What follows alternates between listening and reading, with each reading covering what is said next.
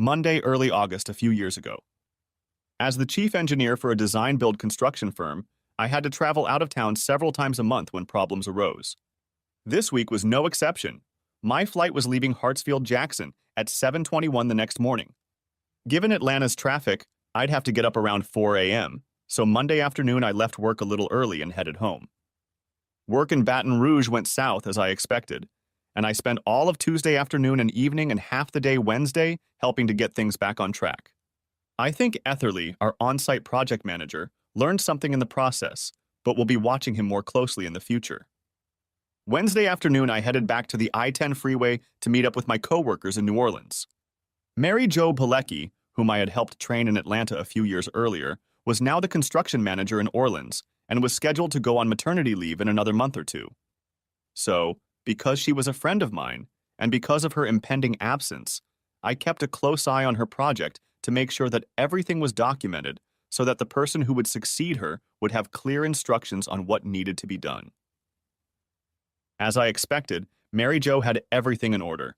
So after dinner with Mary Jo and Ozzy, her husband, on Wednesday night, and a planning meeting with her and her staff early Thursday morning, I caught a Louis Armstrong flight and then made my way through Atlanta traffic to arrive at my office by 1:45. I reported to Mr. Strickland, my boss, on the situation with the project in Baton Rouge, my recommendations for increased supervision of the team at the site, and how Mary Jo and her team had done in New Orleans.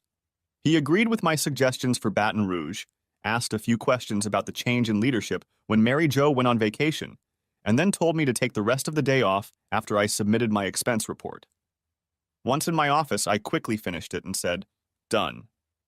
I reached for my phone to text Reagan that I would be home early before heading out the door. At that moment, Ethan Gardner, my best friend since third grade and co-worker for the past 6 years, walked into my office and closed the door behind him. "Hey, Trent. How was your trip?" "Long but productive. Etherly should be able to keep things under control in Baton Rouge for the rest of the project if he keeps a better eye on his supervisors. But right now I'm tired and I've had enough, so even though I love you like a brother, Ethan, Mr. Strickland told me to get out of here." His face darkened at those words, and I laughingly explained, "No, he didn't fire me. It's just that I spent so many hours on a business trip helping them clean up the mess that Mr. S told me to take the day off to try to stay on the plus side of all you guys in accounting. So I'm going to run to the store, buy some flowers and a bottle of wine, and be in a good mood for her when Reagan gets home. Anything work-related can wait until tomorrow." To my surprise, Ethan raised his hand and said rather forcefully, "Trent, stop it. This isn't about work."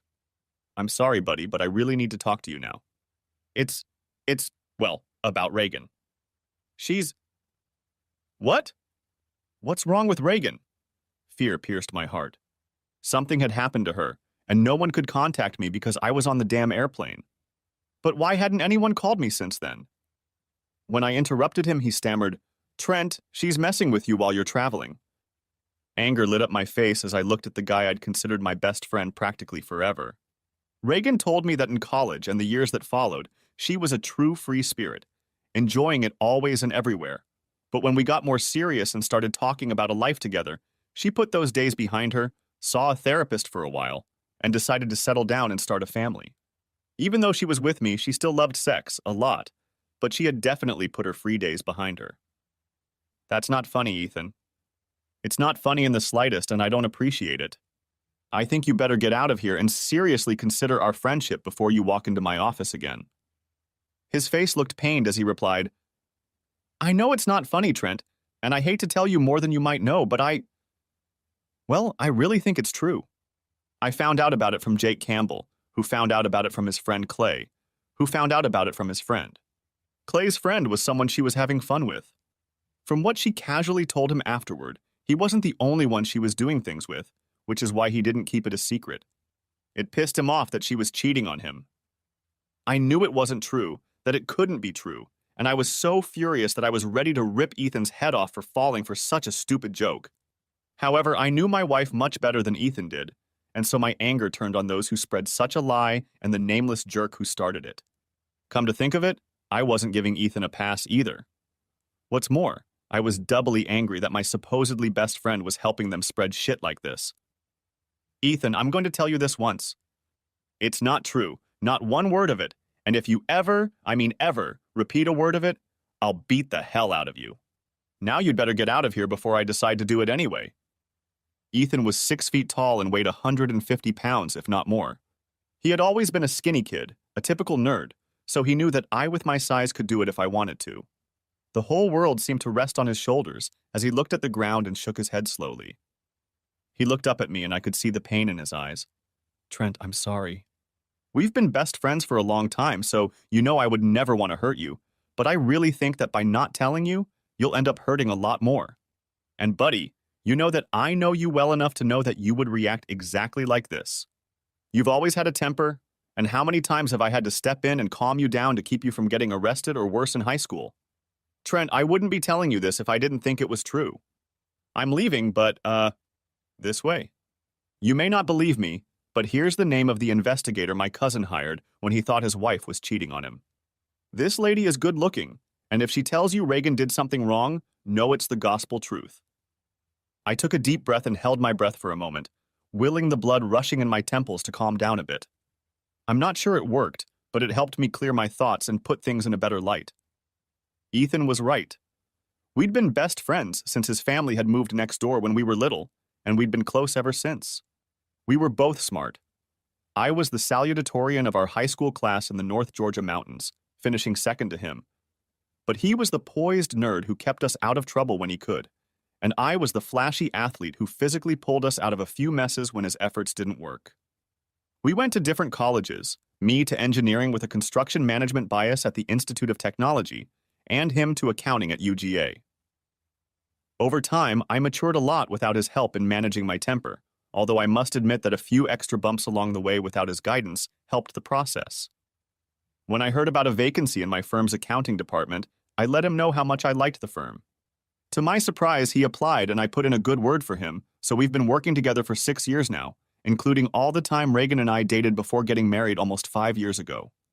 Looking back, I realized that while I didn't think for a minute that his story was true, Ethan must have been led to believe it was true, and that he was telling me to protect me, not to intentionally hurt me. Exhaling slowly, I asked, "Your cousin's wife? Was she?" "Oh, yes. And Miss Hightower made inquiries about her." "And what happened to them?" Ethan grimaced. "He divorced her whore, but he still has to see her twice a week when they exchange children. He loves those kids and will do anything to protect them, and that's a damn good thing, because he hates her so much he'd probably have destroyed her by now and happily gone to death row otherwise. I'm so sorry, man." After answering the phone, he walked out of my office, closing the door behind him. I was left alone to mull over his crazy accusations and what he'd said about his cousin. I felt sorry for the guy who had a woman he loved and trusted who did this to him. However, not knowing the circumstances, I mostly sympathized with the kids. They didn't choose their parents and the mess they were born into. The reason was that Reagan and I were discussing the imminent expansion of our family. We wanted a boy and a girl if the genetic odds stacked in our favor, but were considering 3 children if our chromosomes matched in the first 2 tries. I sat at the table looking at the door for a couple minutes, trying to calm myself down before packing up and heading out. I drove home to my wife, trying to put everything Ethan had said out of my mind. Unfortunately, the seed he'd planted was festering, not wanting to be forgotten as I pulled onto the highway to head home. No, I didn't believe it, not for a minute. More than that, I absolutely refused to believe it, and it would all seem ridiculous to me if it wasn't so serious. As I drove north on I-75 to my exit, I thought about telling Reagan about this foolishness, but something stopped me. Although I was sure it wasn't true, there was no reason to make her angry that people, including Ethan, were telling such horrible lies about her. After a quick stop at the grocery store, I remained silent as Reagan threw herself into my arms as I entered the kitchen from the garage. "You're home early," I said. But it was no more than what I could say as our lips came together, and we tried to make up for missing each other since Tuesday morning. When we separated, she nodded. "I thought you'd be back early, so I worked late the last 2 nights so I could leave early today to greet you." "God, I missed you so much, Trent," she cooed. I smirked back at her, thinking about how beautiful she was, how funny she was, and what utter shit that idiot friend of Ethan's, or friend of a friend, or whatever. I knew for a fact that Reagan loved me and would never cheat on me.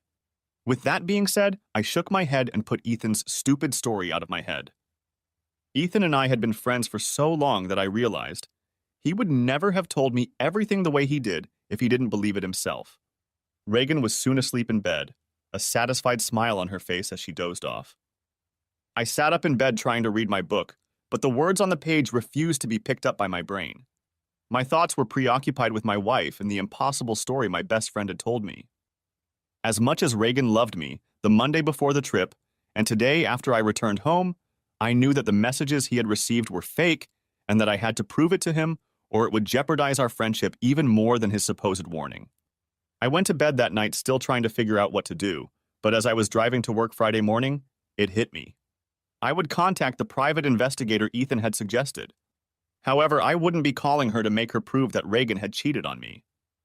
No, without believing it, I would ask Miss Private Investigator to prove that Reagan had not cheated. Friday morning, I called Donna Hightower's office and agreed to the first available appointment on Monday afternoon. The office was in Midtown, so I left myself a little extra time and walked into the office about 10 minutes before 2. Before marrying Reagan, I had been well employed for several years and kept my large investment account in my own name, which allowed me to surprise her from time to time with gifts or trips without her knowledge. This time I would use some of the funds to hire an investigator, so Reagan would never have to find out about the silly rumor when Miss Hightower proved it false.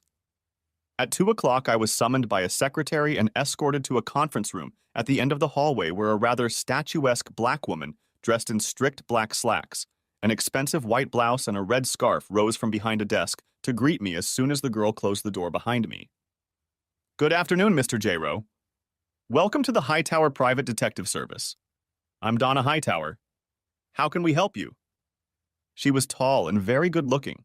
Her grip was strong, and I guessed she'd kept herself in great shape since, according to her firm's website, she'd retired from the police force a few years ago. From her online bio, I figured she was in her mid-50s, though she seemed younger in person. She smiled warmly, but her eyes kept scrutinizing me, picking up on my body language as I suspected, as well as whether I was secretly wearing anything. Hello, Miss Hightower. I'm Trent J-Rowe, and I appreciate you meeting with me on such short notice. My problem is relatively simple. In an average month, I travel 2 or 3 times, usually for 1 or 2 nights. As a result, someone has made up a story about my wife cheating on me. I want you to investigate and prove that this is not true, that she has not been cheating. She expressionlessly began asking me questions, and over the next short period of time, I told her everything I knew about the allegation and much about Reagan, while realizing that the problem might not be as simple as I had previously thought. Her questions were insightful, and she asked several questions to clarify or get additional information, taking brief notes along the way, particularly about Reagan's sexual history, both before our relationship began and in our life together. I felt devastated when she finally put aside her pen and said, "Thank you for that information, Mr. J-Rowe. According to the client information sheet you filled out before coming in, you have a bachelor's and master's degree in engineering from Georgia Institute of Technology. How familiar are you with the philosophy, our legal system, and in particular the burden of proof?" That was a question I hadn't expected. I had an introductory philosophy course when I was an undergrad, and I've been a witness in a couple of court cases at my firm. But as far as the details and substance of your question, no, not very much. She nodded. You came to me with a specific request to prove that your wife was not having an affair. Mr. J-Rowe, that is what is called proving a negative. In some cases, you can prove that something did not happen. For example, a particular wine glass was never broken because it holds wine, and you can visually verify that it is in perfect condition with no cracks. That's easy, but what about a person? She seemed to think for a moment before continuing. Let's see. I can prove that I didn't go out of town and rob a bank yesterday because I have a positive alibi to prove that I was here in town all day. But what about one day last week? Last year? Or even 10 years ago? You see, Mr. J-Rowe, in most cases, there are no ironclad records for any significant period of time that can prove a negative.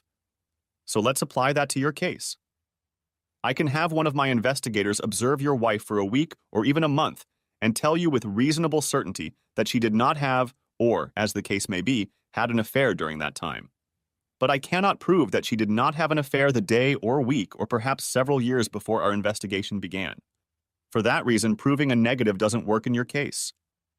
So the cloud of this silly accusation really will hang over her head forever, I muttered, in the back of my mind already realizing that what Miss Hightower said was true. Perhaps, but if we watch her under the right circumstances and nothing happens, we can infer from her actions, which she will or will not take, that something is probably true. We will be able to say with certainty that she either did or did not walk away from you while being watched, and this will also allow us to find evidence of her past behaviors, if any. Most importantly, however, we will never be able to say with certainty that she never did. If that scenario works for you, Mr. Gyro, we'll be happy to take your case. If not, we wish you well and good luck finding an honest man who will do what you ask. Realizing where she was going with this, I hired Hightower's private investigation service and then spent another couple of hours with one of Miss Hightower's investigators, answering more questions, filling out a bio, and planning for those appropriate circumstances she was talking about. I had been working in the Atlanta office all week, so on Saturday night, after Reagan went to bed, my circuit breaker in the basement panel board tripped. I didn't notice anything Sunday morning, but by the time we got home from church and lunch with a few new members, the house was noticeably hotter. Reagan immediately complained, and I said I would go downstairs and check the circuit breaker. I flipped a few circuits that didn't make a difference, turned it off and on again, and then went back upstairs. I didn't find anything wrong, so I'm going to call the HVAC service. Please. If you don't, it's going to be too hot to sleep in there tonight. I dialed the number for our regular HVAC service company and logged into their automated system, pushing buttons, going from menu to menu until I was on the line for almost 2 minutes and then hung up. I then called the number Donna Hightower had given me. Hello, this is Trent Giro. We're having a problem with the air conditioning upstairs. How soon can you send someone over to check it out? Tomorrow morning at 10? Okay, I think that'll do it. Thanks, see you then. Reagan stepped in to listen to the end. It's too hot upstairs, so we'll be sleeping in the guest room tonight. It'll be like we're in a hotel room, she added with a smirk. Taking Reagan's suggestion into consideration, and I felt better than I had at any time since Ethan had handed her the idiotic accusation. There was no way Reagan could love me so much and still do what that asshole claiming to be confused about her did. We got up Monday morning and Reagan made me take the sheets off and throw them in the wash on the way to the shower. Monday morning I worked from home and met with the HVAC guy, a subcontractor who is regularly engaged by Hightower's private investigative service, at 10 o'clock as planned. I showed him our house and he got to work while I went downstairs and turned on the light switch. An hour later he was done. They are motion activated and stay on for 5 minutes after the motion ends. They have a fiber optic lens with a wide angle of view, so they can record anything you need with very little chance of being noticed unless someone has a special reason to look for them. These babies will capture everything, with quality good enough for legal purposes, but not good enough if you want to make any movies for your own or public consumption online. 3 in your bedroom, 1 in each of the other rooms, and 1 on the bathroom door. If anything happens within sight of any of them, we'll record it. After paying him for the installation and 2 weeks' rent, I thanked him and went to work. When I got home, it was chilly in the house, but it wasn't cold for me. Babe, there were some problems with the hotel job in Orlando, so I'll have to add it to this week's trip. I was already going to be in Tampa Tuesday night, but decided to visit Orlando as well. Loretta made arrangements with the airlines very quickly, so my flight from Orlando won't arrive until late Friday night. I'll try to change to an earlier flight if something is available, but Loretta said the chances of that are pretty slim. I'm really sorry. I'm really going to miss you, Reagan said, but let's try to catch up at least a little. Smirking, she took my hand and led me to the couch in the family room. I love you, Trent. I love you too, Reagan, I replied, meaning it. I smiled, realizing that there was nothing wrong with our marriage except some idiot who would never know what it was like to make love to my woman. The meetings in Tampa went well, and the follow-up issues in Orlando were easy. In fact, I usually handled them remotely, but my showing up on site helped keep our management team on track. Once everything was settled, I spent some time on site observing the quality of construction, making observations and pointing out problems and potential pitfalls to the assistant project manager who showed me around. He was young but bright, and I mentally noted that he would soon be ready for more responsibility. I could leave Thursday afternoon if I could find a flight, but I didn't bother trying. Reagan wasn't expecting me until Friday night, and I was going to give her every possible minute of that time to prove to Miss Hightower that she had ample opportunity, but she wouldn't cheat on me. So I worked in my hotel room until noon, and early Thursday evening I went to one of Orlando's famous gun ranges, where in addition to the usual pistols and rifles, machine guns can be rented for firing from 3 points within seconds. I limited myself to renting a couple of pistols and let the tourist dads, torn away from their kids and Disney or Universal scenes for a while, spend their hard-earned money feeding belching machine guns. Friday, I worked in a trailer at our construction site until it was time to head to the airport.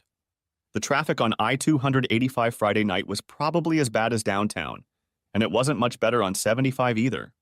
I breathed a sigh of relief when I finally reached our exit, and was thrilled when I walked into the house and my loving wife threw herself into my arms. Seeing that I looked stressed, she brought me a beer and we snuggled together on the couch and talked for a while before she took me upstairs. On Saturday, Reagan went to the gym to work out, and I took care of the yard. Since I didn't have much time, after going inside to get a drink of water and watch the Braves game, I opened my laptop and checked my personal email account. To my relief, there was nothing there from the special address that Donna Hightower's investigator had given me. I checked again on Sunday afternoon while she ran some errands and did some shopping. This time I blinked tensely a few times before hesitantly clicking on the message to open it. As I did so, I muttered, "Please, Lord, let this just be an update. Dear Mr. J-Rowe, your order will be ready on Monday at 11 a.m. Please contact our office to arrange for delivery. Larson Toolworks." My hand shook as I closed the message, deleted it, and then permanently deleted it from my trash folder. Reagan noticed I didn't look well when she got home, and I avoided her kisses. "Yeah, I don't feel so good," I replied. "I don't want you to get sick too. Let me give you a hug and then you lie down while I make dinner. Hopefully you'll feel better and be able to eat in a little while." She hugged me, but I, worried beyond belief, only stroked her back and rested my head against her. As I did so, I caught the scent of flowers.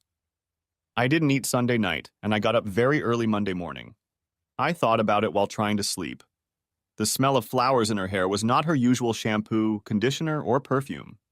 I didn't want to believe that something was going on, but the unusual odor and the ominous message made me question whether something could really be going on. After all, she'd been gone for so long, right? No, she couldn't have had time to shop and do anything extraneous. Right? Yeah, it had to be one of those makeup bags that spray perfume samplers in the store. After confirming the appointment on Monday morning, I arrived at Miss Hightower's office just before 11 a.m. I was escorted into the same conference room as the first time, and as before, Miss Hightower greeted me. This time she waved toward a chair and said, "Mr. J-Rowe, we have concluded our investigation ahead of schedule, and I'm afraid I have some bad news." She slid the file folder toward me and leaned back in silence as I opened it.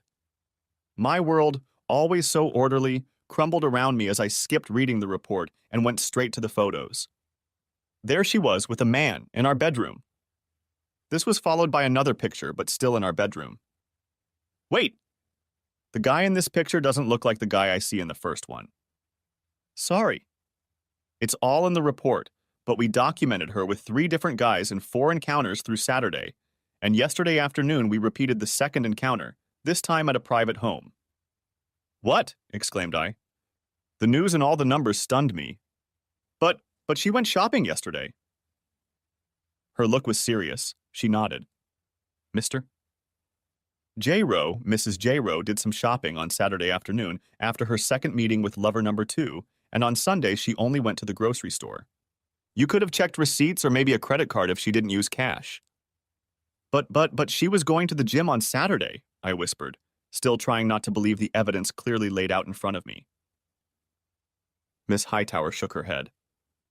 "I'm sorry, Mr. J-Rowe. From the picture of her leaving the hotel with lover number 2, we believe she was doing gymnastics. But believe me, she was nowhere near a real gym." "How can that be?" I demanded, my anger finally overcoming disbelief. "Letting 3 different guys spend time with her in 1 week? And that doesn't mean I didn't take care of her before and after." Miss Hightower held up a hand to reassure me. "I'm not a psychiatrist, Mr. J-Rowe, just a damn good investigator and a pretty good judge of human character." Your wife seems a likely candidate for hypersexuality disorder, often called nymphomania in earlier years. She seems to be going way beyond the ordinary to do just that and cover up what she did so you wouldn't find out. Flowers, I sighed. The scent of flowers in her hair. She took a shower and washed her hair after seeing her boyfriend yesterday. Maybe, but judging by how long they were in there, most likely just washed it or sprayed it with something. From what we can tell by following her and watching the videos, she's an expert at what she does, and she's obsessed with appearance, even changing the sheets and linens on your bed between lovers. More than one spouse has been caught cheating when a stain or odor gives away a secret love. But in our bed, I began, remembering that she'd even changed the sheets in the guest bed just a week ago. Yes, 2 of the 3 nights you were gone, she did it in your bed. She takes her lover. Please don't call them that. Cheating, adulterous assholes is what they are. She hummed slightly and nodded in response to my comment. At least one, yes. We don't know the first one's name, and the third one isn't married, but assuming he knew of her marital status, that makes him an accessory to her adultery and an adulterer under state law. Now, the second one seems to be her regular, lover. Well, he's definitely a cheater and an adulterer. We were able to get his identity and found out he's married. Asshole, I sighed, opening the folder and rummaging through it until I found the page with his picture at the very top. My fists clenched, and all I had to do was keep from punching the desk. Damn. I think she's working with that asshole. I was just about to get to that. Noah Wooliver, 32, married, and as far as we can tell, became your wife's boss at her firm a few months ago. Being a large, important firm with multiple offices, they don't advertise their corporate management structure, so it's possible he works in another, possibly parallel department. I shook my head. No, you got that right.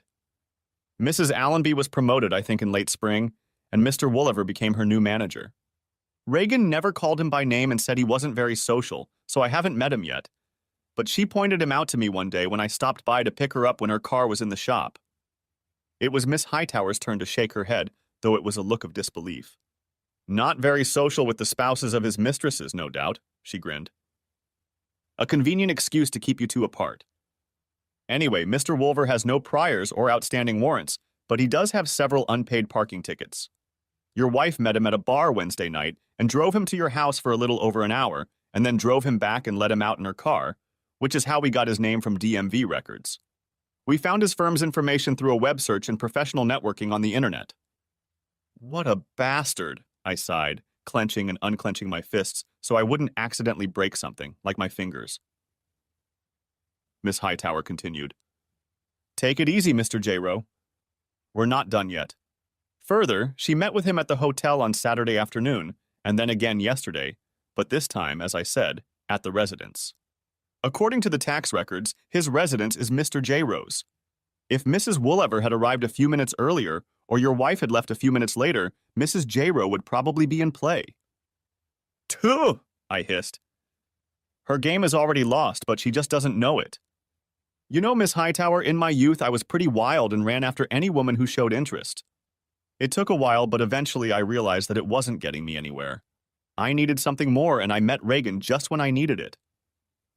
She admitted that she was the same way in college and that she'd had a few lovers along the way, but she said she loved me, that she wanted to settle down, that... I couldn't go on, and Miss Hightower patted my arm. I smiled weakly at her in gratitude and looked again at the sheet with Noah Wolverine's picture on it. My face hardened at the thought of what I would want to do to this cheating, lying, adulterous duplicitous.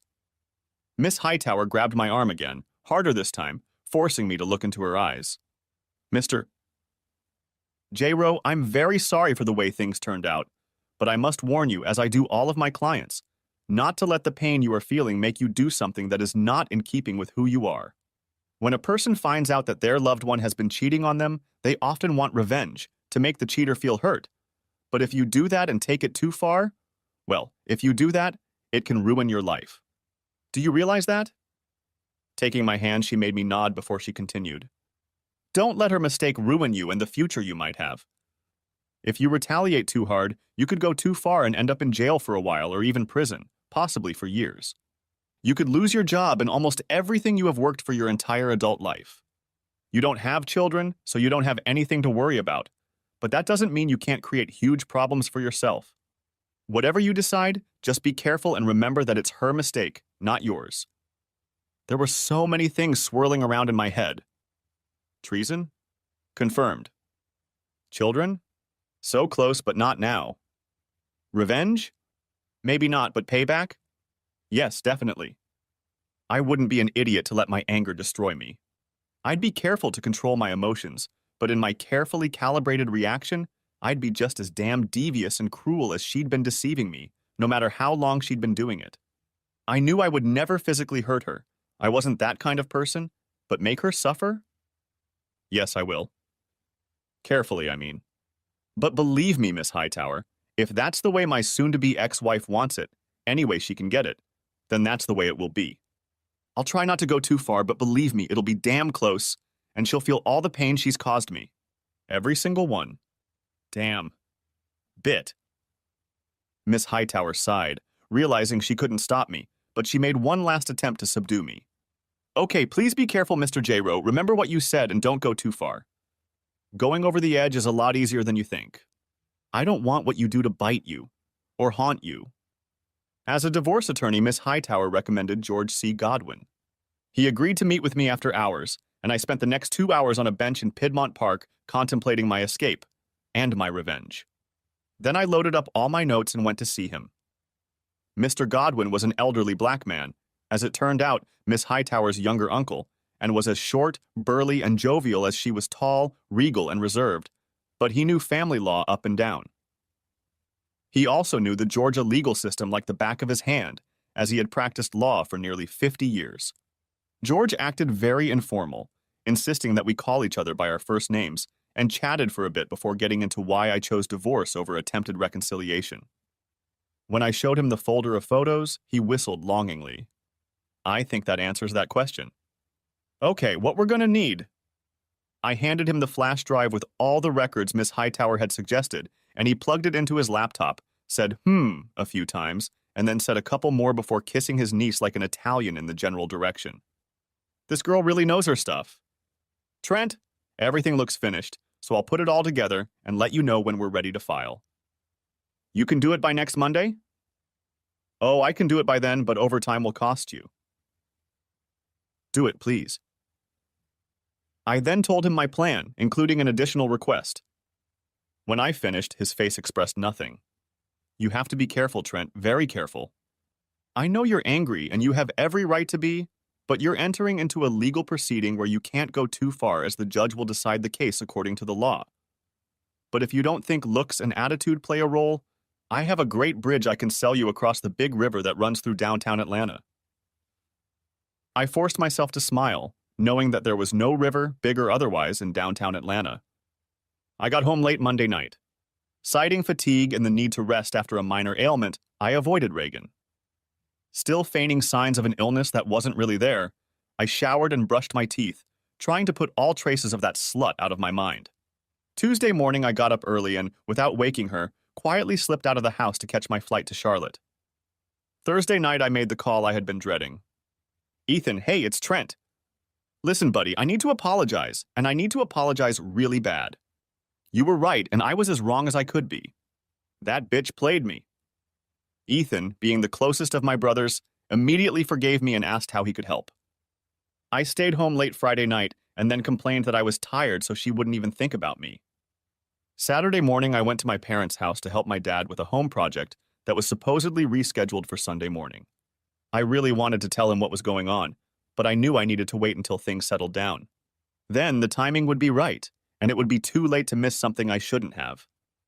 So I called Reagan late Saturday night to let her know I wouldn't be home until the following afternoon. But when she answered, I got the distinct impression that she wasn't home and that she probably wasn't alone. I held my tongue, uttering a curt but completely fake "love you" before ending the conversation.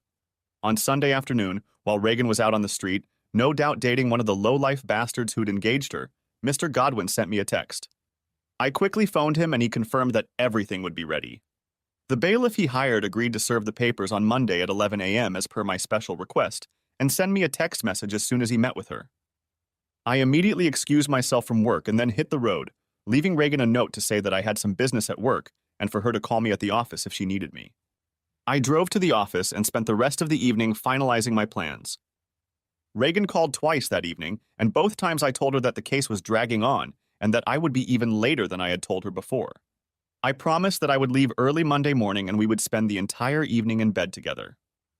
That must have been what she wanted to hear, because her miserable mood became light and cheerful, and she confessed her love to me before we finally ended the conversation. I was lying to her, of course, but given the web of lies and deceit she was weaving around me, I shook my head and said, "That's the kind of change, babe. Reincarnation is tough shit." She hissed when I got into bed with her late that night, which I knew would be the last time, but I didn't bother to wake her. After Reagan left for work, I walked through the house with a wide piece of brightly colored painter's tape and stuck a piece on everything I owned or had owned before our marriage. Anything that pertained to community property, I decided she would get as part of our settlement agreement or give to a thrift store. At 7:45, Ethan showed up, and a few more minutes later, the crew from the moving company arrived. I helped them get started, and then Ethan took over supervision while I finished packing what I needed for the short term. Everything that was in the truck would go to the warehouse. Reagan didn't notice that I cleaned out my gun safe and took everything to my parents' house to put in my dad's safe on Saturday. I was almost done and was about to leave, planning to leave the rest to Ethan, when Amy, Reagan's neighbor and friend, saw the truck and came out to ask if we were moving. Luckily, I got to her before she could look into the truck or see that I had piled a bunch of stuff in the back of my SUV in the garage. "Shh," I said with a smirk. "I'm surprising Reagan with some new furniture in honor of our upcoming anniversary. 5 years next week. I'm clearing out some old furniture and some clutter from the house before they deliver it tonight. It's a surprise, and it's a little early because of their delivery schedule, so please don't mention it to her or anyone else until she tells you herself." She agreed, smiling, and went on her way. By noon, the news would likely spread throughout the neighborhood, so I was glad that X hour was already 11. I gave each of the movers a generous tip, then shook Ethan's hand and thanked him before heading to the bank. I was there when they opened at 9 a.m. and withdrew half the money from our accounts in the form of a cashier's check. A few minutes later, I was at the credit union and deposited the cashier's check into a new account I had set up online. At 10:45, I pulled into the parking lot of an office building in Sandy Springs and opened my laptop. I had already applied for a new credit card in my name, so since the current card had a zero balance, I closed it. This took longer than planned, and as a result, I started sweating from lack of time. By 10:57 a.m., however, it was done, and I logged into our family email account where we were both listed and waited for the text message to arrive on my phone as planned at 11 a.m. "Process server, just asked about her." A reply came back that she was on her way. Another text came a minute later. "She's in the lobby now?" Almost shaking with nerves, I uploaded the already prepared message to our email. I considered going to Reagan's work email and sending the version I'd written, and really wanted to send from there, since I knew her password. But Donna Hightower's warning about going too far, and her uncle's confirmation that if I did what I wanted, I'd end up in very hot water with the judge, and maybe even in the pokey for a night, put an end to that idea. For now. The message went out to several of our friends and family. It reported that something had happened between us, and that I had filed for divorce as a result. 3 photos were included in the file rather than attached, so they wouldn't be deleted from the message. Reagan and Noah's faces were visible in each of the photos. However, again heeding the warnings about not going too far, the photos were carefully cropped and blurred to hide any salacious details. But it was quite obvious what was going on and, judging by the timestamp, when. The second message, the one I really wanted to send, remained unused on the flash drive. Finally, the message was not sent to Reagan or Noah. There was no need to warn them of the impending storm. The message was ready and looked right, so I hit send. After making sure it sent correctly, I quickly logged out, closed my laptop, and put it under my chair. My phone rang at 11:03. It was Reagan, and I answered it. "Trent, what the hell is this?" "A divorce? Why? I thought we were happy together. Did you find someone else?" I laughed at her hysteria. "You thought we were happy?" "No, I thought we were happy until I found out what you were doing." "Yeah, I know. Look on the back of the envelope I asked my lawyer to put in the package." I heard her swearing and yelling over the phone, promising me unbreakable love as she did in front of God, the pastor, and many of our friends and family at church, those now lost 5 years ago. Shit! She yelled over the phone. Shit, Trent, no. It's not what it looks like. Really? No, Trent, let me explain. No, Reagan. I don't think you have the time to adequately explain this. We're done here. My attorney's contact information is in this packet. If you need anything, feel free to contact him. I hung up and she was still talking, or rather practically yelling into the phone. When she realized I was no longer there, she called back again, and I sent the phone to voicemail. She left one message, seemingly a long one, and a few minutes later a text message from her came through. The voicemail message was all the same, denial and lies, so it was deleted, as was the message, and the 3 messages, and the next voicemail message that followed in quick succession. Not wanting to hear any more of her crocodile tears, listen to the lies, excuses, and apologies, and certainly not wanting to hear any more promises, since she had already violated the sacred that really mattered. I didn't listen to the new message or read the messages before deleting them. I then blocked Reagan's number. Immediately afterward, I dialed my father-in-law's number. Since Bob and Chessie were my friends as well as my in-laws, I didn't bother sending them a message. Hi, Bob, this is Trent. I hate to call you at work, but this is important, and I think you need to hear it firsthand, not second. And I'm going to do it now, not later, because the shit just hit the fan. I think I heard him gulp over the phone. What's going on, son? Bob, I'm sorry to have to tell you this, but because of Reagan's inability to honor her marital vows, I'm forced to end our marriage. Trent, no. I know my daughter's story, but it has changed. You can't take it seriously by holding something long ago over her. Bob, I would never do that, but she has relapsed, and a very serious one at that, and not too long ago. 2 weeks ago, when I was out of town, it was like she went crazy. I have the locations, dates, and times to prove it, as well as pictures and even video of some of it. It's been killing me since I found out, and I hate to tell you this, especially over the phone, but you should know that I'm not doing this because I want to, but because I can't trust her anymore, and I can't keep this up. So I'm going to end this right now. The papers were filed this morning, and she's already received them. No. I can't believe it. She promised me she was already past this stage. There was desperation in his voice, utter denial. She promised all of us, Bob, but apparently her promises weren't weighty enough for her to keep them. If she had stayed true to them and to me, I would have loved her forever. You know that.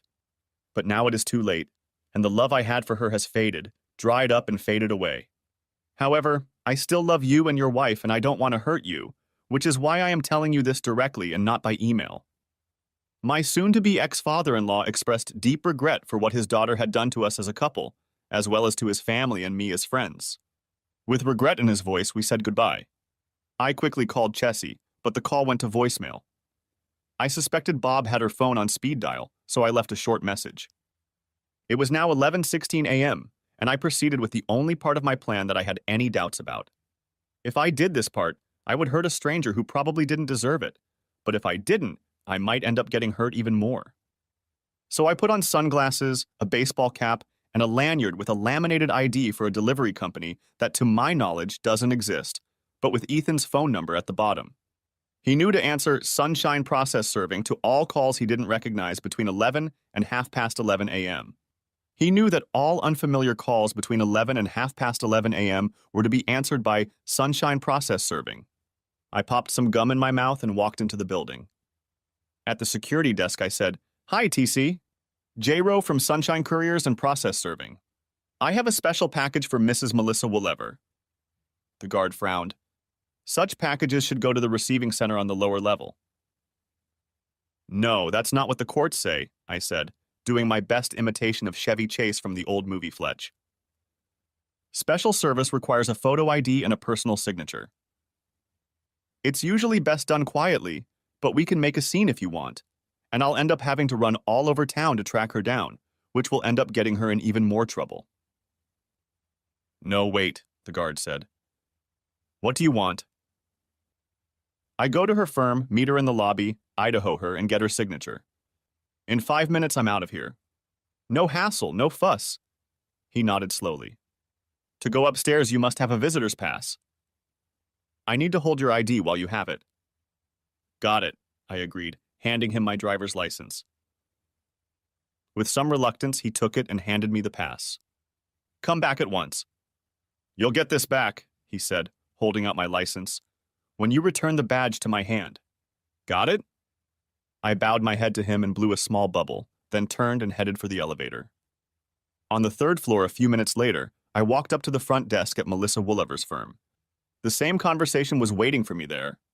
The girl behind the counter looked even more hesitant than the guard in the main lobby, but she pressed a button and summoned Mrs. Woollever to the reception area. Noticing a trash can in the lobby, I threw away the gum and took off my baseball cap and put it in the bag I passed off as my messenger briefcase. Fletch's identity was gone. Melissa Woollever was very pretty, in her late 20s or 30s, with tanned skin, dark brown hair, and dreamy brown eyes that made me think she had Hispanic blood in her ancestry. When she entered the firm's lobby, she had a concerned look on her face.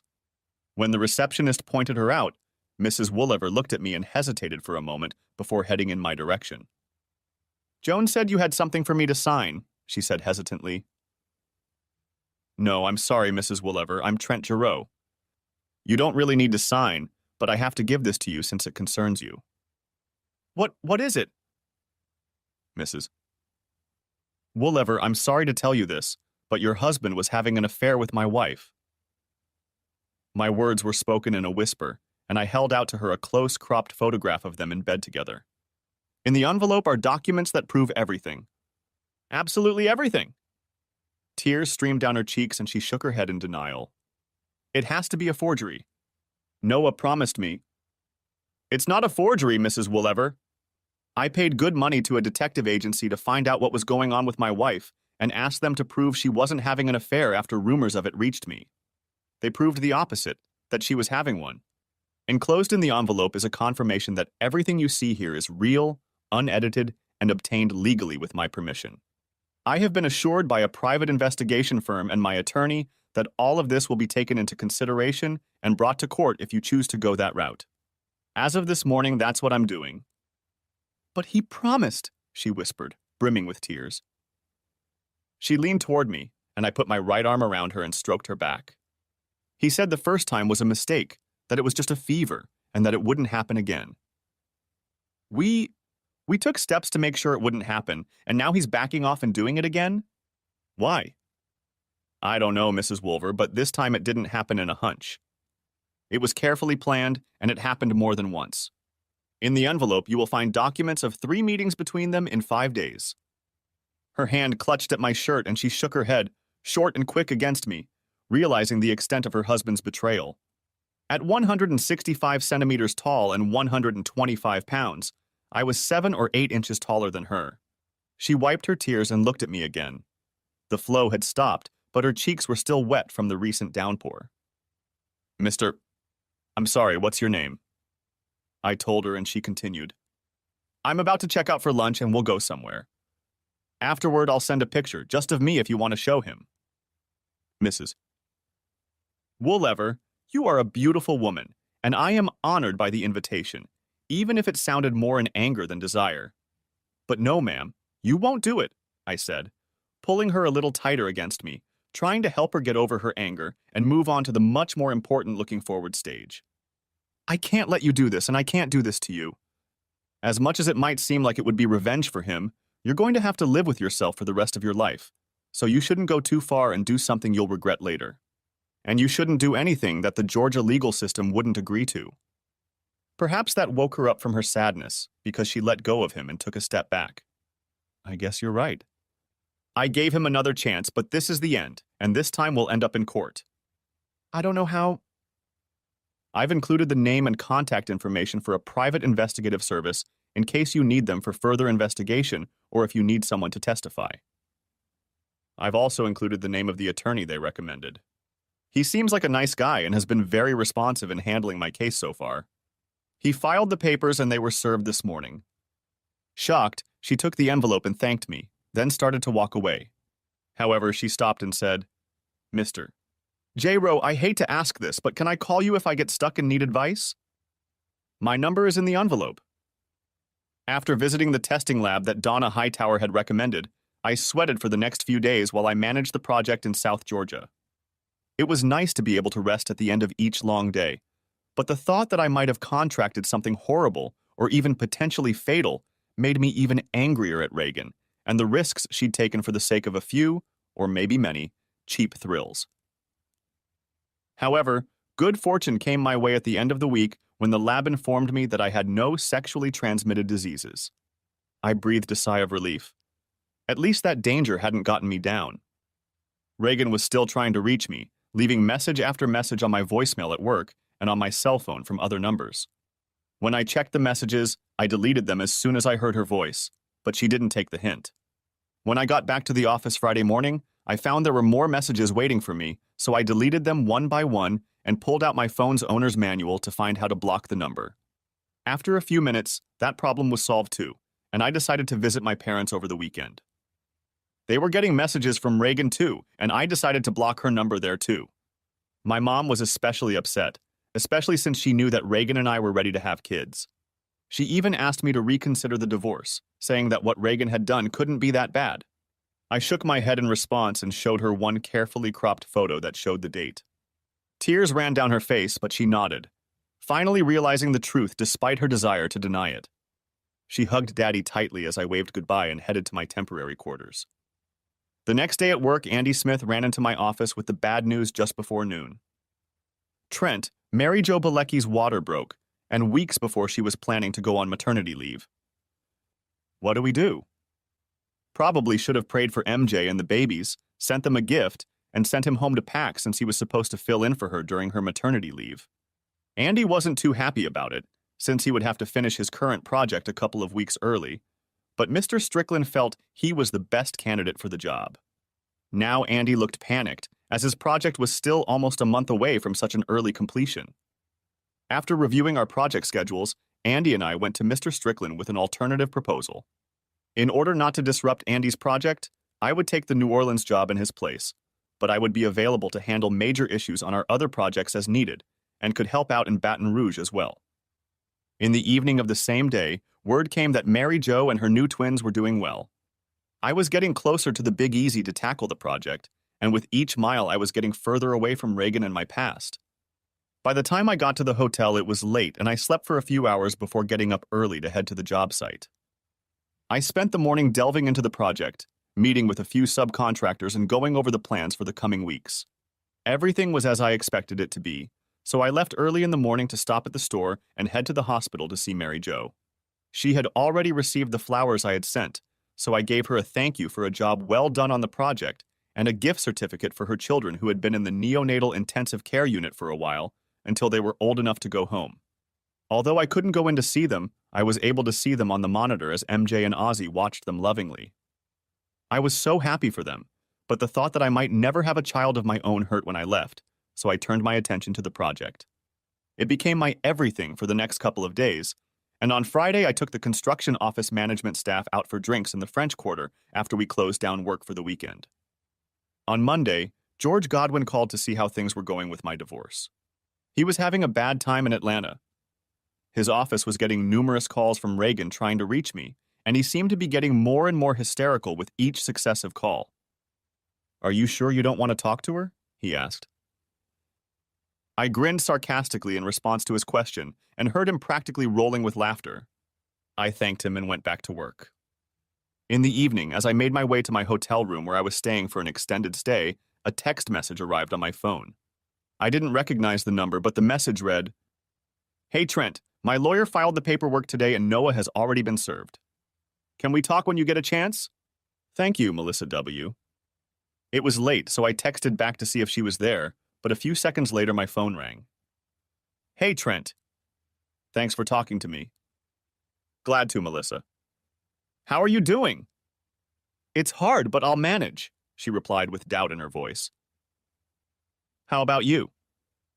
Since she declined my offer to open up, I replied, "Sounds like you." "Melissa," I asked, "what's going on?" There was a brief silence before she spoke again. "Trent, I wanted to thank you for what you did by revealing what Noah was doing to me and making me think before I committed a rash act.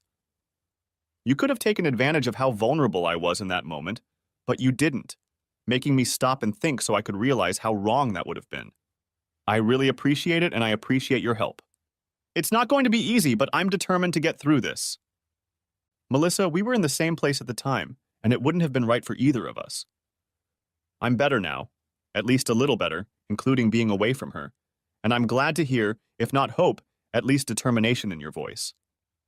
Definitely. I still have a long way to go, but it's definitely better than it was. Good.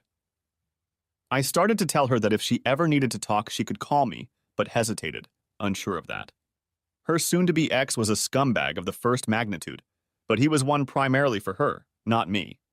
I was just collateral damage to him when he took advantage of my ex's open invitation, but I still had plans for him as well, so I kept quiet, and we wished each other luck before saying goodbye. While the work in New Orleans was going well, I, at Mr. Strickland's behest, continued to oversee the work in Baton Rouge, and I was often asked for advice on other projects. I soon felt that I was, in Louisiana parlance, in a swamp and up to my armpits in alligators. Part of the reason was George, who called a couple weeks later and said, "Trent, there's news. Mrs. J-Ro's lawyer has asked the judge to schedule a consultation. If he does, you'll have to meet with her face-to-face here in Atlanta for at least a couple sessions, maybe more. The judge will give you time and you'll have to show up here in town or the proceedings won't do you any good. What do you want me to do?" My blood boiled at the thought of them resorting to such tactics, but George had told me from the beginning that it was possible. When we applied, we provided minimal documentation of her infidelity. You said we could hold on to the rest as we wouldn't need them. Now we might need them. What happens if the judge sees that? We'll have to give them to her lawyer, but Judge Johnson might agree to cancel the request if he has no desire to see them. Then warn him first and do it. A week later, Reagan's request for counseling was denied, although, according to George, Judge Johnson hinted that she might seek counseling for her own sexual addiction problem. And that was one crocodile out of the swamp. For the next few months, while Reagan and her attorney fought George in the Georgia court, I kept a low profile, hoping Reagan hadn't hired someone to find me, or maybe take me out. Just in case, I had George redo my will and changed my life insurance policy to ensure she wouldn't get a dime if anything happened to me.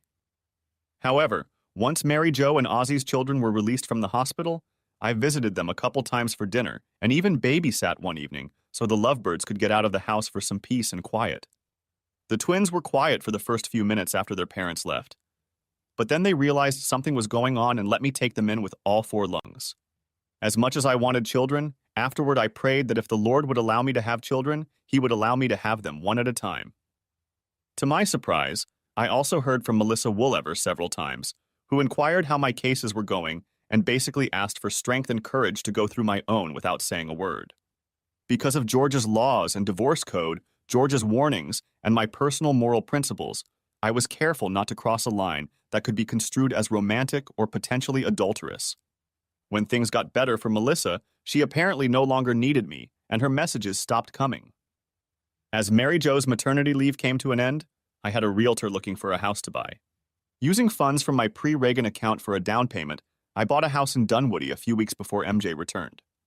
After spending almost 3 months in an extended stay home at the company's expense, I was determined to feel more comfortable when I returned home and be able to get my belongings out of storage.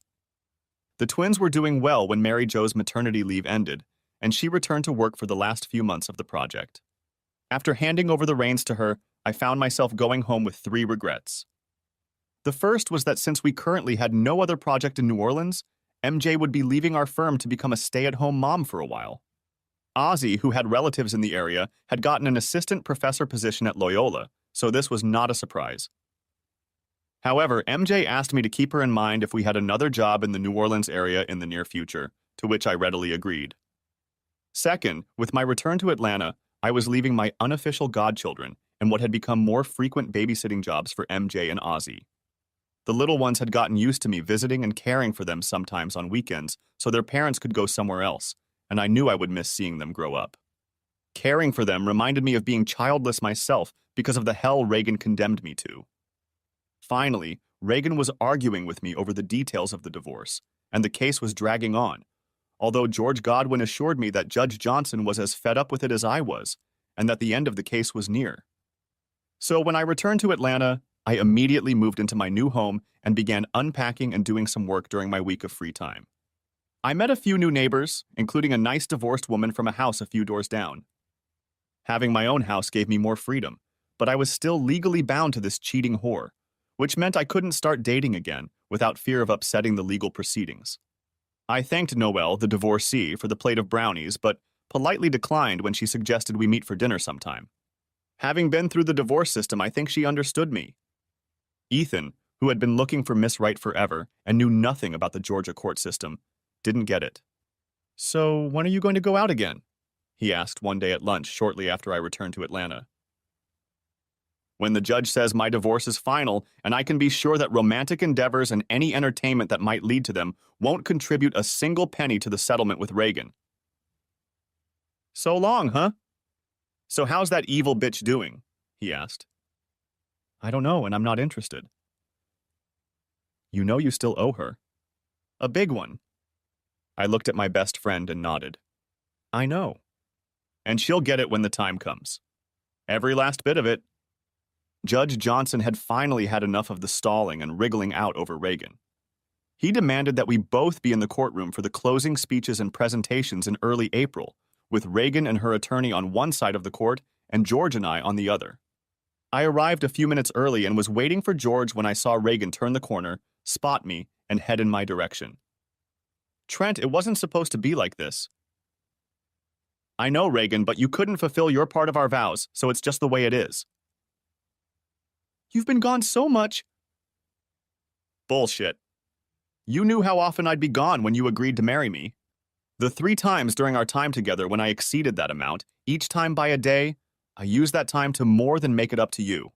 Of course, I don't count the last trip to Tampa and Orlando for those 3 times, since you made up for it yourself with your boss and your other girlfriends while I was gone and after I returned." She looked angrier than I'd ever seen her, and tears were streaming down her face. "Trent, but I had needs." Reagan noticed several people watching us and asked, "Can we go somewhere and talk about this?" "No, I don't see the need for that. You see, we talked about all this before we agreed to get married, and you promised that your wandering was over, and you wanted to get married, settle down, and start a family. You got married, sure, but you failed at that or the rest. Why don't you just get over it and leave it at that?" That's what I did. Of course, if you can't, you can always find another therapist. Maybe this one will be luckier than that one. She wrinkled her nose at my words and practically recoiled when I pointed out her failures. There were more and more people looking in our direction, so I left her standing there in tears, wallowing in her frustration when I saw George heading in my direction. "Trent, please!" she called out, but George and I headed into the courtroom, ignoring the others.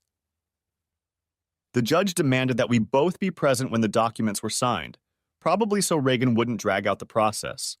He commented on the fact that this was the first time he was seeing us together, which led to Reagan's angry outburst, followed by a pitiful cry.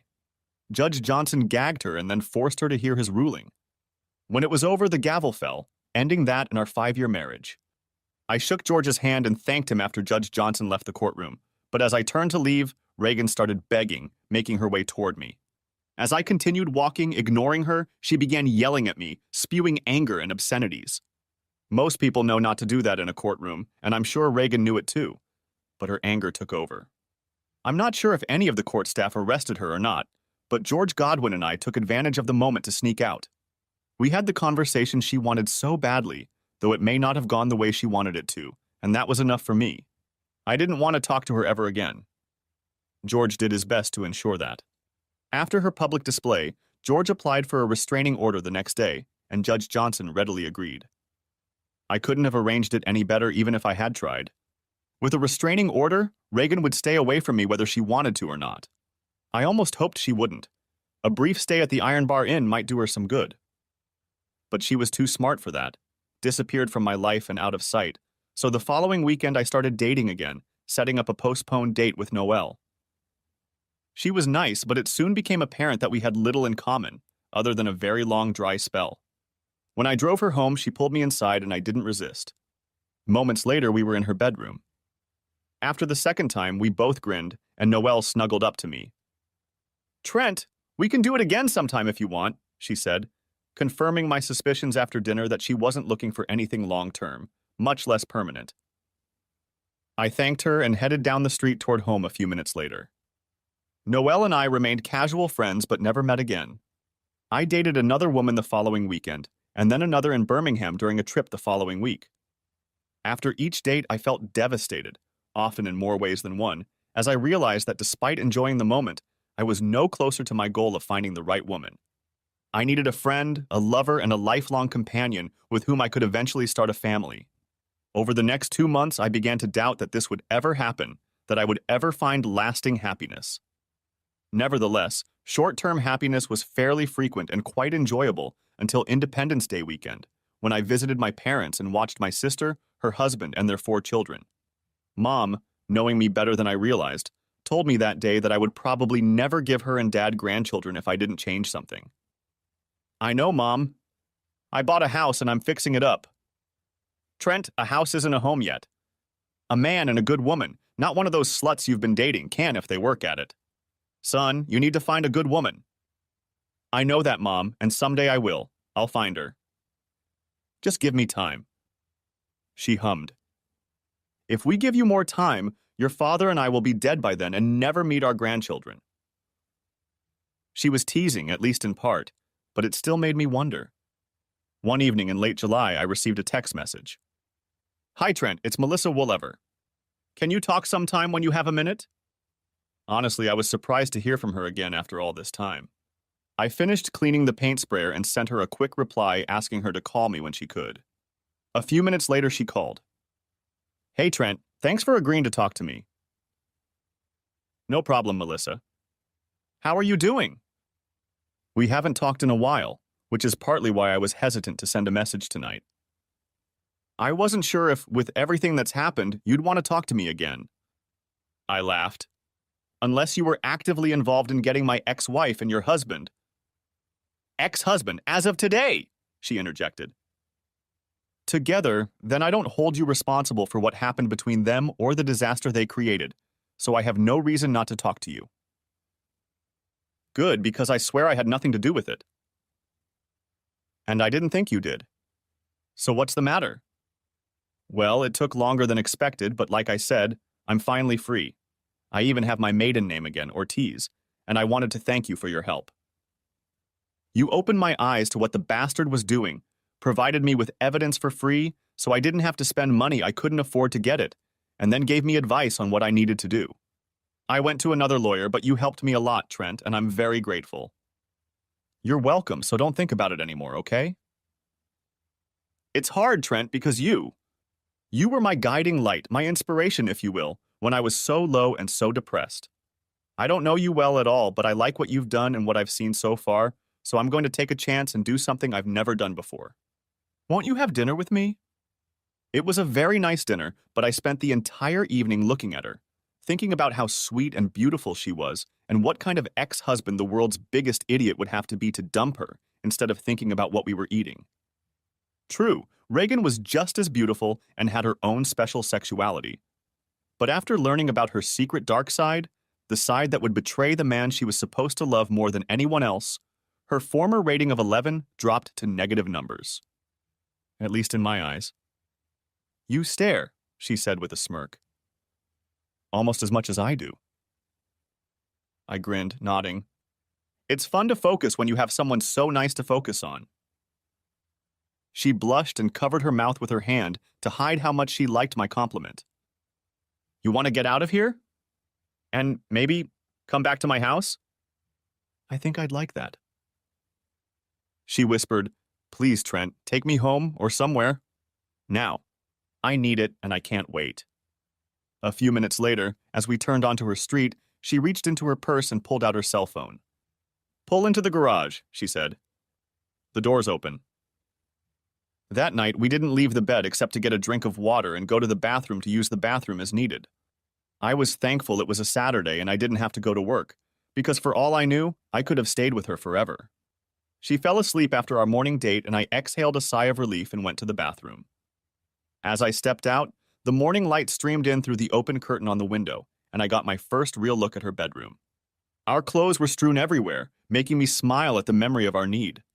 I also smiled at the double bed, the only item I was familiar with, and her pile of pillows, somewhat diminished by all the ones that had been knocked to the floor. The TV was on a stand next to the chair. It was tilted so she could watch it in bed if she wanted to, but it was Melissa's dresser that caught my attention. There were several pictures on it, and I cast a quick glance at them before they made me stop. It probably wasn't very polite, but I looked at one of them and picked it up to take a closer look. "Trent, what are you doing?" Melissa asked from the bed. "Melissa? Who's the girl in these pictures?" "That's my daughter Ansley. She's 3 years old and she means the world to me." Her words surprised me, startled me even, and I said, "You never mentioned her." I didn't want to bring her into the Noah story, so I tried to protect her as best I could, but she turned out to be a major stumbling block in our divorce. That's why it took so long. Trent, I don't want you seeing each other until we decide we're serious, that there's really something between us. Where is she now? I tried to keep my voice steady, but I think it went up an octave. She's with him this weekend. Why? Is something wrong? I liked her a lot, but this was a surprise, a shock even, and what it meant, well, I wasn't sure. Melissa, I don't know. I like you, though. I really like you, I admitted, not wanting to procrastinate. Considering how long we've known each other, I like you a lot more than I should. But if there's one person in this world I don't love as much as my ex-wife, it's your ex-husband. 6 of one, half a dozen of the other. That's what my grandmother would have called this match. I've already told you that I really want kids, so you can imagine that I'd want to be involved in your daughter's life if things worked out. But let's think about this. If I show up to her soccer game or piano recital or cheerleading practice or school dance or whatever, who else is going to be there? Noah, she sighed, starting to realize what I was getting at. He's a lying, cheating asshole, but he loves her. Exactly. And every time I see him at one of these events, whatever it is, it'll be a reminder of what he did to my ex and what he helped do to my marriage. I will resent the hell out of him, and I think Ansley, though she won't understand, will realize that there is something between us, some tension. Eventually, she would start resenting me for it, Melissa, which would hurt any relationship I have with her, and in turn hurt our relationship, yours and mine. As much as it pains me to say it, I think it would eventually ruin everything we have. She sat up and almost in a whisper she said, realizing, "You're saying we have no future." As much as I'd like to try to prove me wrong, no, I don't think there is one, I agreed. She nodded, tears streaming down her eyes. I thought it was too easy, too perfect. Now I know it was. Please, Trent, just go away. She touched her phone a couple times and added, "The garage door will be open for you." She fell back on the bed and pulled the sheet over herself as she cried. I grabbed my clothes and dressed in the hallway on my way out, hating myself at every turn almost as much as I hated her ex-husband. It hurt, but in my heart I knew it was true. Later that day, I went to my parents' house. I gave them the short, concise version, but they both knew that I was saying more than I was, and that what I was feeling was hurting me a lot more than I wanted to admit. Mom tried to get more out of me, but I shook my head and told her it would never work. Mom, being mom, gave me a motherly hug, stroked my back, and told me everything would be okay. As much as I wanted to believe it, I didn't see it at the time. On Sunday, we met my sister and her family for lunch after church. There was a long wait for a table at the restaurant, so she pulled me aside and made me lay it out straight. She was 2 years older than me and had helped me through several failed crushes when I was in high school, so I opened up and told her almost everything, but without any bedroom action, although I suspect she had a hunch about it. I realize it's not going to be easy, she said later, but I think you can do it if you try and realize you really love her. One date doesn't tell you much, and if you had more, you might realize that there's not as much in it as you think, but it might also prove to you that there is, and that fighting for it is worth it. If you want it. Thanks, sis, and you're right. One date doesn't say it all, but it told me enough to realize that it would hurt a lot more to get close to her and then see it doomed to fail because of the past. Listen, little brother. You won't know that for sure until you try. I nodded and agreed to think about it. After that, our table was set and we didn't talk about it again, but the subject stayed in my head throughout the trip home and the days that followed. Ethan understood me better than anyone else and agreed with my thoughts on the subject, but it was on the drive home after a trip to a factory near LaGrange that I started to think about it. Considering how lucky Ethan was with women, was it such a good thing that he was agreeing with me? The following weekend, he set us up with a couple of women. We all had fun, and I didn't immediately put the thought out of my mind. During the divorce, Reagan wanted to keep our house as part of the settlement agreement, and I made George resist by forcing her to sell it since she couldn't afford the buyout without giving up a lot of other things she wanted.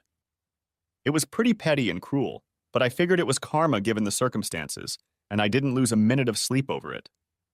Since I didn't want to be outed, I also brought George in as my representative for the sale. He and Reagan's lawyer had known each other for a long time, so unlike Reagan and me, they were on good terms, and George found out that Reagan was going to buy the condo. Sometime later, I heard a rumor that Reagan and Noah were getting married. Upon hearing this news, I immediately called George as it could affect my finances. During our divorce proceedings, George argued to the judge that alimony was not due because Reagan was a cheater and I was the injured party. But the judge took our relative incomes into consideration and awarded her a small monthly amount for 5 years or until she remarried, whichever came first. I think that was the only point George lost in our settlement agreement, but even that amount was less than he predicted. If she really did remarry, I'll check it out and let you know. If it's true, we'll get the alimony payments stopped, George said. Yeah, and if it's true, it just goes to show that some people never learn, I said, incredulous at the thought of them being together and what that would mean, even though it further confirmed my decision to end my relationship with Melissa. No, George laughed. It's what keeps me in business. And I thought, it gives me a choice I'd thought about back at the beginning of the divorce but never believed possible. After hearing about their wedding, I decided to contact a friend at Reagan's firm. Will Kleiner and I had known each other since college and met again when I started dating Reagan and discovered that he worked at her firm in a different department. Reagan and I had met Will and his wife several times while we were dating and married, but Will and I hadn't seen each other since the divorce began. So shortly thereafter we met for lunch when I wasn't traveling. When I told him what had happened, Will replied, "That's terrible. I'm really sorry, Trent. I heard that Woolever asked to be transferred to another department. It all makes sense now. They're avoiding conflict with our HR department. So do you guys have an official policy on this sort of thing?" Sure. If they violate it, they could get in big trouble, and in the long run, the firm. Will, I hate to ask this, but do you think you can get me a copy of that section of your personnel manual? Yes, just don't tell anyone where you got it.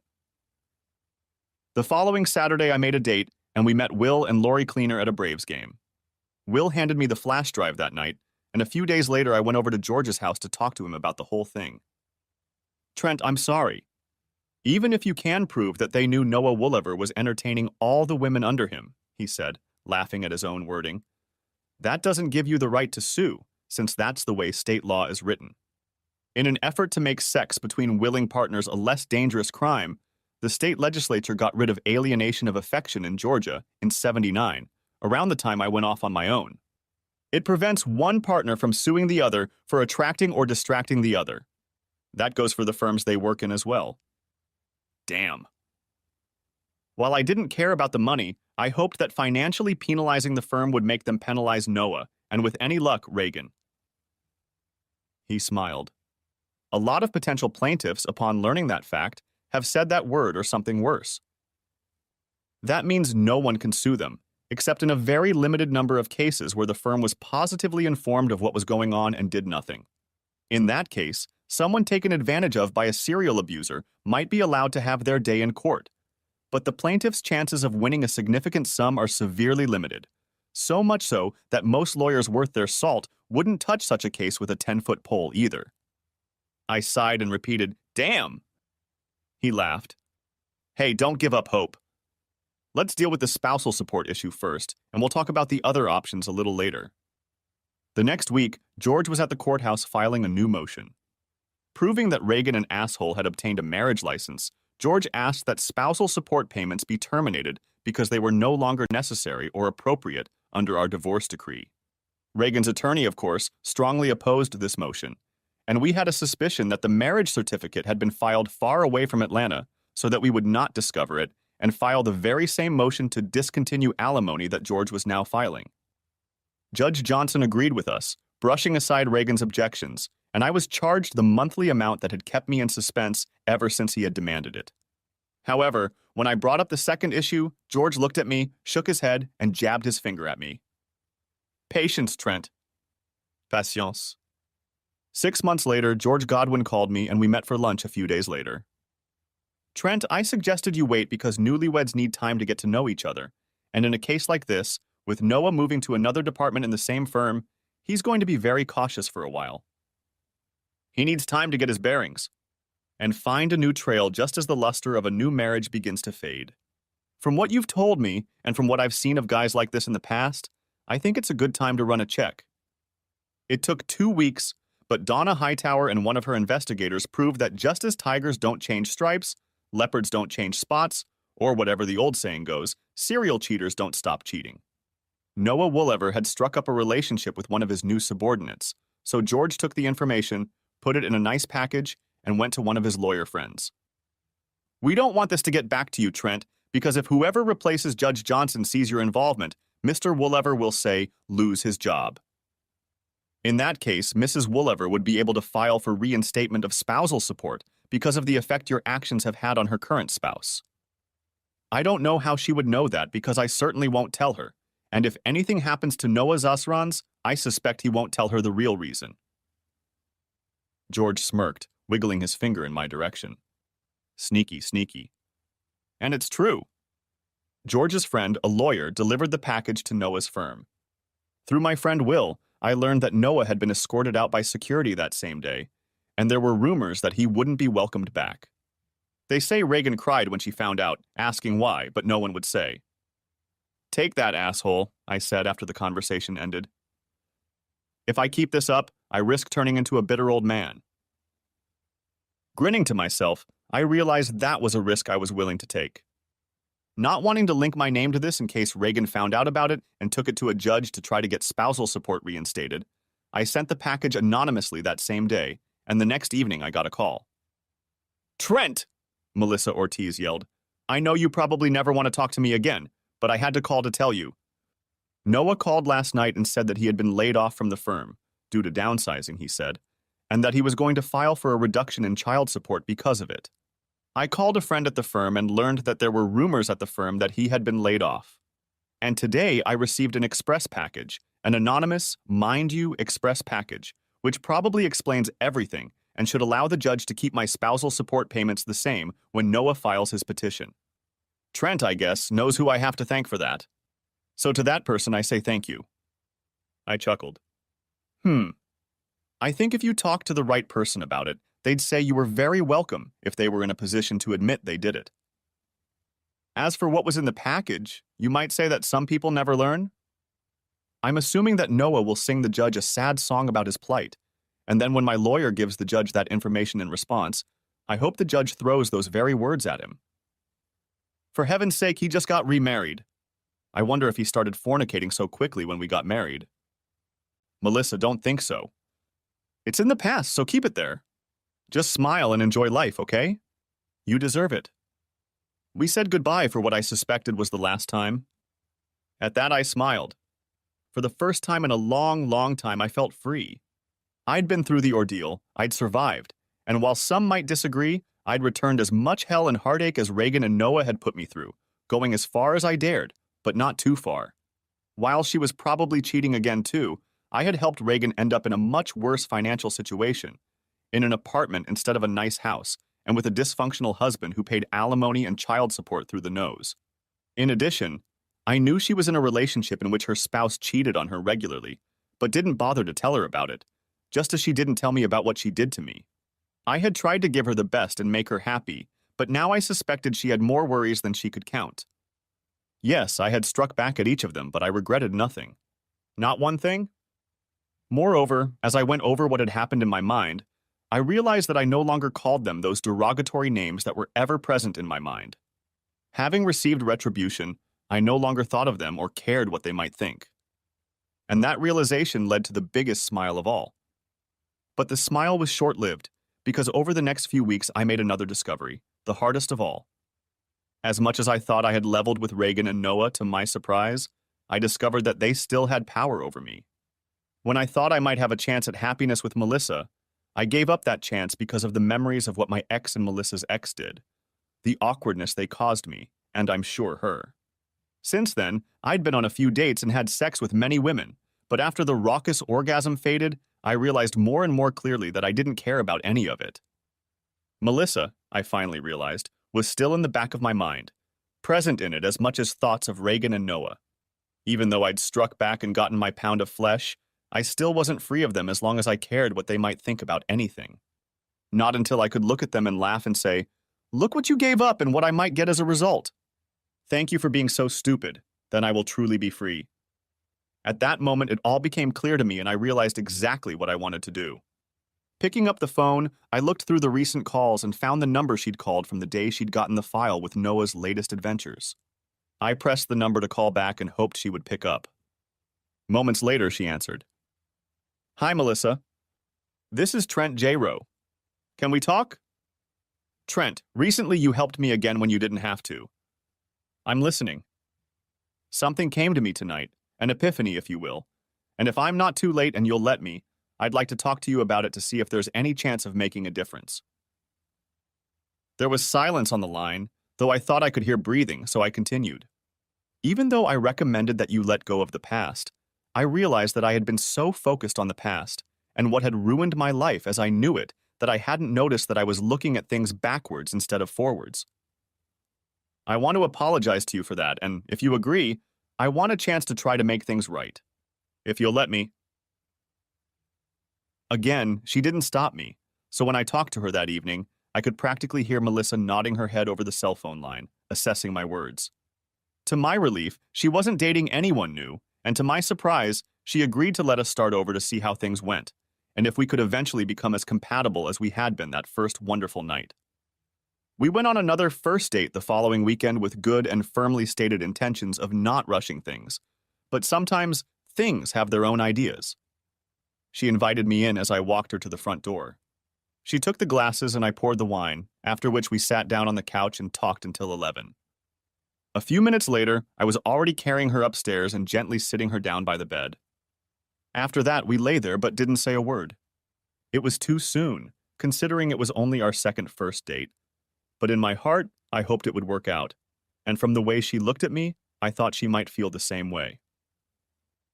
Although we encountered some difficulties in the months that followed, it turned out that we agreed with each other on far more important things than we had realized, and that many little things don't matter when two people love each other enough. Although I thought so after our second casual date, I liked her more and more with each meeting, and eventually I admitted to myself that it really was much more than like, almost from the start. Melissa came to the same conclusion, and we began to plan and collaborate so that we could have a future together. We both wanted that, so we got married a little over a year after we decided to try again. When the time came, little Ansley became our flower girl, and Melissa and I said "I do" to each other and really meant it. As I suspected, we've run into Noah a few times since then, but it didn't quite go the way I initially feared. The first time we were close was when he started to make a snide remark to me about taking seconds, but I cut him off. In barely a whisper, so that only Noah could hear, I said, "Noah, thank you so much for taking Reagan, the cheating whore, off my hands. If you think she'll be more loyal to you than to me, you're even stupider than I think you are. And thank you for making it possible for me to be with Melissa, the real woman you weren't smart enough to be faithful to, and do everything in your power to keep her. Believe me, I got the best part of the deal." He nearly choked and clenched his fists in anger before realizing I could have torn him apart if he had hit me. Recovering in time to save Ansley and myself from severe pain, he turned and went to his young daughter. He took her in his arms and kissed her, whispering something to her before putting her back down and saying goodnight to Melissa. A few months later, he told her that he was in the process of divorcing Reagan and finally realized that what I had said was true. When he started to suggest something, she abruptly interrupted him. "Too bad you didn't realize it until after it was too late, Noah. Don't ever mention it again." In all the time we've been dating, Noah has never once said a word to me about it, but I still see a note of regret in his eyes when he sees us together. And I always smile. Present tense.